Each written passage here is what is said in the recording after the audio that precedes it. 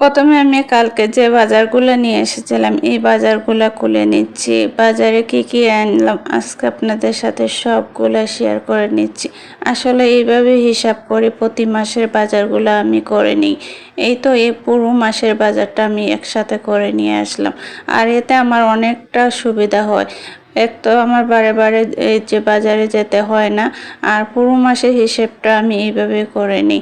এখানে আমি একটা নুডলস, এরপর পাউডার, এরপর গুঁড়ো মশলা, দুধ, এরপর একটা লাইজল নিয়ে আসলাম, আর নিয়ে আসলাম এয়ার ফ্রেশনার। আমি এখানে 3 কেজি ময়দা এনেছি, 2 কেজি আমি লাল আটা নিয়ে এসেছি, আর আদা নিয়ে এসেছি, 5 লিটার তেল নিয়ে এসেছি, আর নিয়ে এসেছিলাম 25 কেজি চাল। আর এখানে সার্ফ এক্সেল নিয়ে এসেছি। আর মশলার গুঁড়োটা তো প্রতি মাসে আমি 1/2 কেজি করে নিয়ে আসি। এখানে 3টা সাবান নিয়ে আসলাম। এই যে মেরিল 3টে সাবান, আর বোল সাবান, তিব্বত সাবান, এগুলোই আমার পুরো মাস চলে যাবে। এইভাবে হিসাব করে না চলে সংসারটা আসলে চলে না। পুরুষরা তো ইনকাম করে আনে, আর আমরা মেয়েরা যদি এইভাবে হিসাব করে চলি তাহলে দেখবেন পুরো মাসটা আমার কি সুন্দর করে কাটিয়ে যায়। আর আমরা যেহেতু মা মেয়ে দুজন, আর আমার বোনজি, এই অল্প মানুষেই আমার এইগুলা মানে গ্রোসারি জিনিসে চলে যায়। আর যেহেতু মাঝে মাঝে মেহমান আসে, মেহমান আসলে একটু শর্ট পড়লে আবার নিয়ে আসি, তেমন কোনো প্রবলেম হয় না। কিন্তু আমি চেষ্টা করি পুরো মাসের বাজারটা একসাথে করে নেওয়ার জন্য। আসসালামু আলাইকুম, সবাই কেমন আছেন? আর আমার ভিডিওটি যে যেখান থেকে দেখছেন আশা করছি সবাই অনেক ভালো আছেন। প্রত্যেকটা বাজার আমি একটা বালতির ভিতরে রেখে দিই।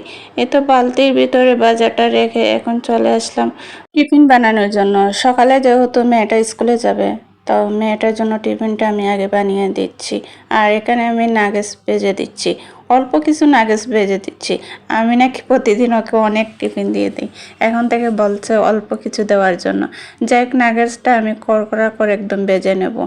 আর এদিকে ও রেডি হয়ে নিচ্ছে, আর পাশের চুলায় আমি অবশ্য দুধটা জালে বসিয়ে দিয়েছি, যেহেতু ও দুধটা খেয়ে যাবে। আর এই দুধের পাতিলটা আমি নতুন নিয়েছিলাম, যেহেতু আগের পাতিলটা আমি একদম জ্বালিয়ে দিয়েছি। এই পাতিলটা আমি নিয়ে এসেছি নতুন। আর এই পাতিলগুলোতে চা বা দুধ জাল দিতে অনেকটা ভালো লাগে, অনেকটা সুবিধা হয় ডালতে গেলে। আর পাতিলে দিলে অনেকটা অসুবিধা হয়, অনেক সময় দেখা যায় আমরা ফেলে দেই। এই তো মেয়েকে স্কুলে দিয়ে দিলাম, মেয়েকে স্কুলে দিয়ে আমি আমার ঘরের কাজটা শুরু করে দিলাম। এখানে আমি চাল এনেছিলাম, চালগুলো আমি বালতিতে রেখে দেবো। আর এই সুতাটা খুলতে না আগে আমি একদমই পারতাম না, মনে করতাম এগুলো কেমন করে খুলি। এক পাশ কেটে আর পরে আমি টানতে শুরু করতাম, কিন্তু কোনোভাবেই খুলতে পারতাম না। আর মনে মনে ভাবতাম যে এগুলো কিভাবে খুলে।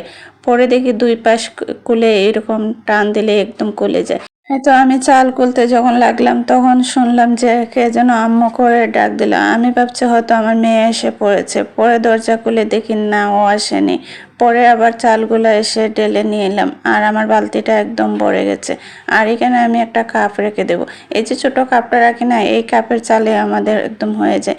এরপরে চলে আসলাম, এই তো আমার মেথি গুঁড়া, জিরা এবং এগুলা সবগুলা ভরে বয়মে কৌটায় রেখে দেবো।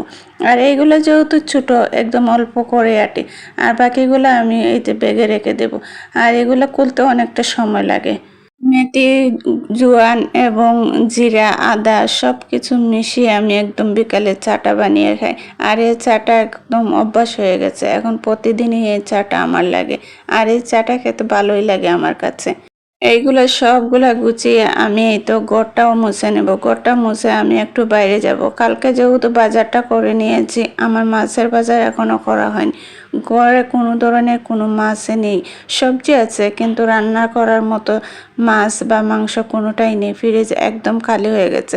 কালকে তো ডিম দিয়ে চালিয়ে নিলাম, কিন্তু আজকে বাজারে যেতেই হবে। বাজারটা করে নিয়ে এসে তারপরে আমি রান্না করব। এই তো আমি রেডি হয়ে নিলাম। রেডি হয়ে এখন আমি চলে যাব বাজারে। আর পরে কী কী নিয়ে আসলাম সবগুলো আপনাদের দেখাচ্ছি।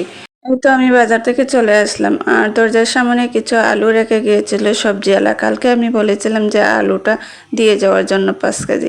আর 5 কেজি আলু আমার দরজার সামনে রেখে গিয়েছে, যেহেতু আমাকে পাইনি।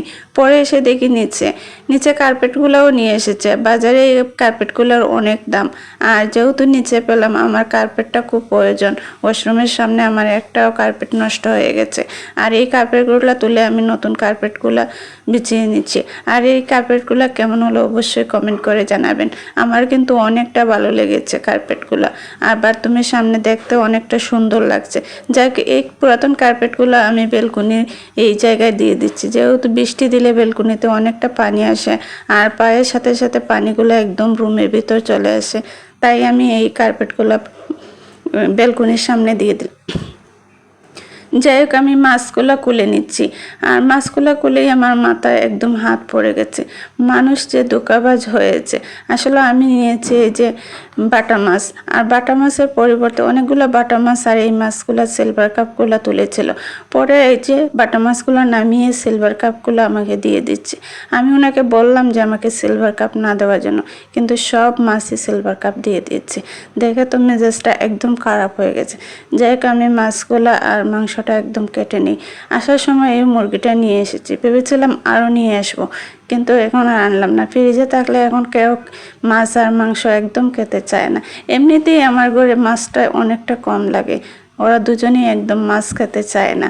আর বেশি দিন ফ্রিজে মাছ রাখলে মাছটা কেমন যেন গন্ধ হয়ে যায়। যাই হোক, আমার সবগুলো মাছ কাটা হয়ে গেছে। এখন আমি নিচটা এই যে লাইজলে পানি দিয়ে পরিষ্কার করে নেব। এইদিকে আমি রান্না বসাবো, কিন্তু এই যে কারেন্টটা চলে গেছে, আর আমি আদা এবং রসুন সব কিছু একসাথে নিয়ে নিয়েছি। এখন ব্লেন্ডার করতে পারছি না। বাজারের দিন যেদিন আমি একটু তাড়াহুড়া করি, অনেকটা সময় নিয়ে নেই, এরপরে দেখা যায় কারেন্টটা নেই। যাই আমি তরকারিটা বসিয়ে গিয়েছিলাম, আর তরকারিটা বসানোর পরে দেখে কারেন্ট চলে এসেছে।